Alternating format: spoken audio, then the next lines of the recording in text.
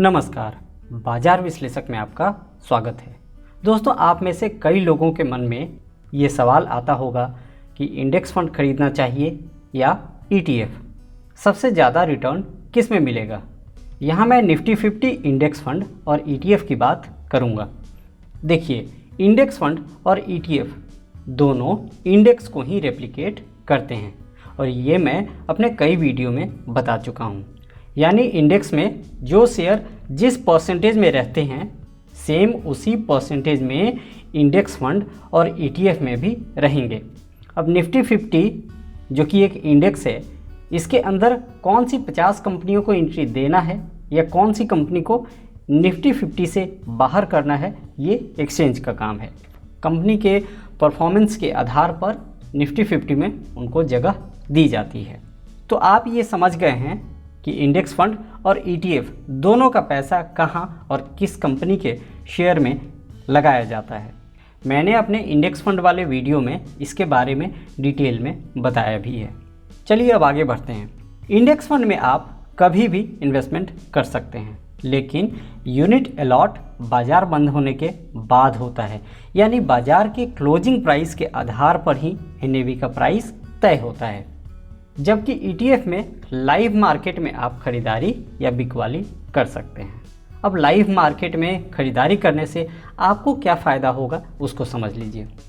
इसे एक एग्जांपल से समझ लेते हैं, उसके बाद निफ्टी के चार्ट के ऊपर भी आपको समझाऊंगा। मान लेते हैं कि 4 लोग हैं जिन्हें इन्वेस्टमेंट करना है, mister A, mister B, mister C और मिस्टर D। मिस्टर A और मिस्टर B को ETF में निवेश करना है, वहीं मिस्टर C और D को इंडेक्स फंड खरीदना है। हम मान लेते हैं कि सभी ने एक ही दिन खरीदारी की है। सभी का खरीदारी करने का समय अलग अलग है। तो चलिए, सबसे पहले मैं आपको बता दूं कि खरीदारी कब और किस रेट पर हुई है। यहाँ पर आपको समझाने के लिए हम ये मान लेते हैं कि इंडेक्स फंड का एक ETF 100 रुपये का है और इंडेक्स फंड के एक यूनिट का प्राइस भी 100 रुपया है। इसका मतलब ये हुआ कि ये एक दिन पहले का क्लोजिंग प्राइस है। अब दूसरे दिन सुबह 9:15 पर बाज़ार खुला और ETF की ओपनिंग 100 रुपये पर ही हुई है। अब मिस्टर A ने बाज़ार खुलने के साथ ही 100 रुपये पर ETF खरीद लिया। मिस्टर B को बाज़ार की थोड़ी बहुत जानकारी है और वो टेक्निकल चार्ट भी देखना जानते हैं। मिस्टर B को ऐसा लगा कि यहाँ से बाज़ार में थोड़ी गिरावट होगी, तो उन्होंने सोचा कि यहाँ न खरीद करके मैं इसे 98 या 99 के रेट पर खरीद लूँगा। कुछ देर के बाद बाज़ार में गिरावट होती है और मिस्टर B को 98 रुपये में ETF मिल जाता है। अब मिस्टर C की बात कर लेते हैं। मिस्टर C को इंडेक्स फंड में इन्वेस्टमेंट करना था, तो उन्होंने सुबह 10 बजे खरीदारी कर लिया। लेकिन किस रेट पर इनको यूनिट अलॉट किए जाएंगे, इसके बारे में अभी नहीं कहा जा सकता, क्योंकि बाज़ार बंद होने के बाद ही यूनिट अलॉट किया जाता है। मिस्टर D ने भी इंडेक्स फंड को खरीद लिया है, लेकिन इन्होंने 3:10 पर अपनी खरीदारी की। अब इक्विटी म्यूचुअल फंड का कट ऑफ टाइम 3 PM है, यानी 3 बजे से पहले इन्वेस्टमेंट करने पर सेम डे का NAV मिलता है। 3 बजे के बाद इन्वेस्टमेंट करने पर नेक्स्ट डे का NAV मिलता है। लेकिन ध्यान रहे, कोरोना वायरस की वजह से अभी कुछ समय के लिए कट ऑफ टाइम में बदलाव किया गया है, जिसकी डिटेल आपको वीडियो के लास्ट में मिल जाएगा। अब मान लेते हैं कि बाज़ार में कोई अच्छी न्यूज़ आ गई और 4% की तेज़ी के साथ बाज़ार बंद हुआ, यानी 100 रुपये का ETF और इंडेक्स फंड 104 रुपये पर बंद हुआ। अब यहाँ सभी इन्वेस्टर की खरीदारी पर एक नज़र डाल लेते हैं। मिस्टर A, इन्होंने ETF को 100 रुपये पे ख़रीदा और यहाँ पर उस दिन की क्लोजिंग प्राइस है जो कि 104 रुपये है। मिस्टर B ने उसी ETF को 98 रुपये में ख़रीदा। मिस्टर C, इन्होंने इंडेक्स फंड ख़रीदा था और इनको क्लोजिंग प्राइस मिलेगा जो कि 104 रुपये का है। मिस्टर D, इन्होंने भी इंडेक्स फंड ही ख़रीदा है, लेकिन इन्होंने 3:10 पर अपनी खरीदारी की है, तो इनको आज का NAV नहीं मिलेगा, सेम डे का NAV नहीं मिलेगा। अब नेक्स्ट डे मार्केट कैसा रहेगा उसके आधार पर इनको यूनिट अलॉट होगा। अब इन सभी इन्वेस्टर की एक दिन में कितने परसेंट की कमाई हुई है इसको जान लीजिए। मिस्टर ए को 4% का प्रॉफिट हो गया, क्लोजिंग प्राइस के आधार पर बता रहा हूँ।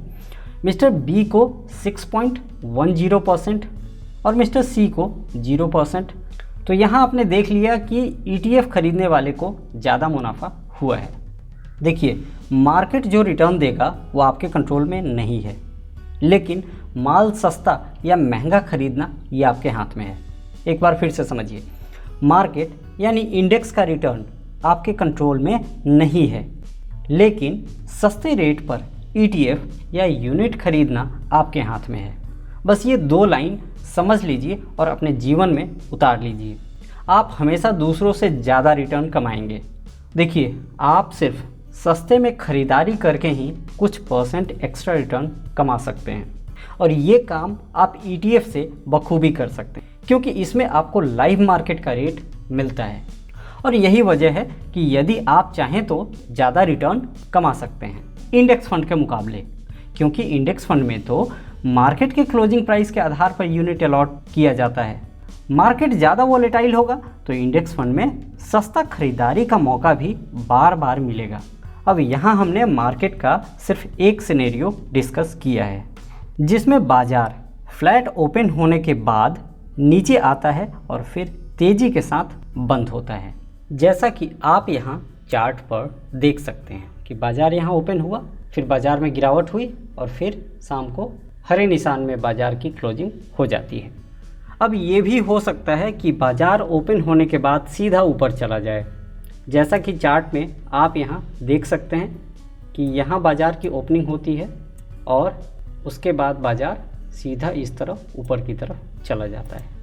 तीसरा सिनेरियो ये भी हो सकता है कि ओपनिंग के बाद बाजार में लगातार गिरावट होता जाए, जो कि यहाँ हुआ है। आप यहाँ देख सकते हैं कि बाजार यहाँ ओपन हुआ है और उसके बाद लगातार यहाँ नया लो बनता गया है। चौथा सिनेरियो ये भी हो सकता है कि बाजार पूरा दिन एक सीमित दायरे में ही रह जाए।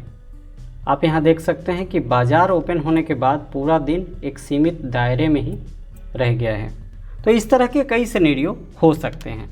अब ETF में कब एंट्री करना चाहिए, कब नहीं, इसके लिए एक सेपरेट वीडियो मैं लेकर आऊँगा, ताकि आप सस्ते रेट पर ETF खरीदना सीख पाएँ। इंडेक्स फंड में कब एंट्री करना चाहिए, इसके ऊपर पहले से 4 वीडियो बने हुए हैं। आपको उसका लिंक डिस्क्रिप्शन बॉक्स में मिल जाएगा। तो दोस्तों, आप समझ गए होंगे कि ETF या इंडेक्स फंड दोनों में से कहाँ ज़्यादा रिटर्न कमाया जा सकता है। म्यूचुअल फंड के नए कट ऑफ टाइम अभी आपके सामने हैं। यदि आपके पास डीमैट अकाउंट नहीं है तो डीमैट अकाउंट खोलने के लिए लिंक डिस्क्रिप्शन बॉक्स में दिया हुआ है, उस पर क्लिक करके आप डीमैट अकाउंट खोल सकते हैं। इन्वेस्टमेंट से जुड़ा कोई भी सवाल हो तो आप पूछ सकते हैं। वीडियो अच्छा लगा हो तो इसे लाइक और शेयर करना मत भूलिएगा। बाजार विश्लेषक के वीडियो को देखने के लिए चैनल को सब्सक्राइब कीजिए और बेल आइकन को भी प्रेस कर लीजिएगा, ताकि नेक्स्ट टाइम से नए वीडियो की नोटिफिकेशन आपको मिलती रहे। आज के लिए इतना ही। आपसे फिर मुलाकात होगी नए वीडियो में। Thank you.